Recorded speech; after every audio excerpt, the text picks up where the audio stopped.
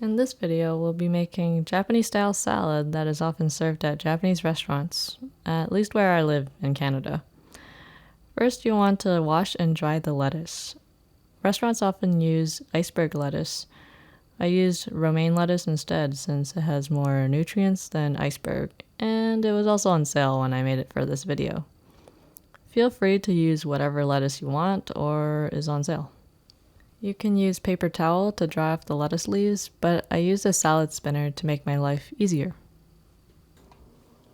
Next, peel a carrot and then create ribbons using a vegetable peeler. Create enough ribbons to put into your salad.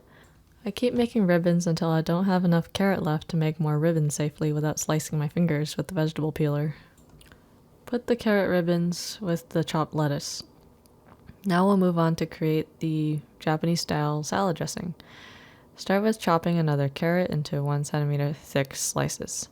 Then chop an onion, peel garlic, and mince ginger.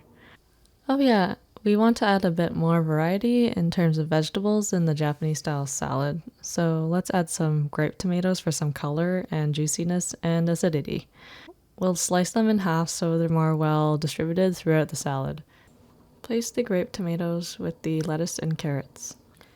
To make the mysterious orange salad dressing, add chopped carrots, onions, whole garlic, and ginger to a food processor. Next, add olive oil, sesame oil, soy sauce, apple cider vinegar, and honey. Then process all of the ingredients together until they are well blended, and the carrots are minced into tiny pieces.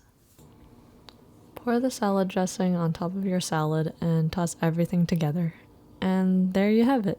A Japanese-style salad that's healthier because it has romaine lettuce instead of the typical iceberg lettuce you get at a sushi restaurant, at least where I come from.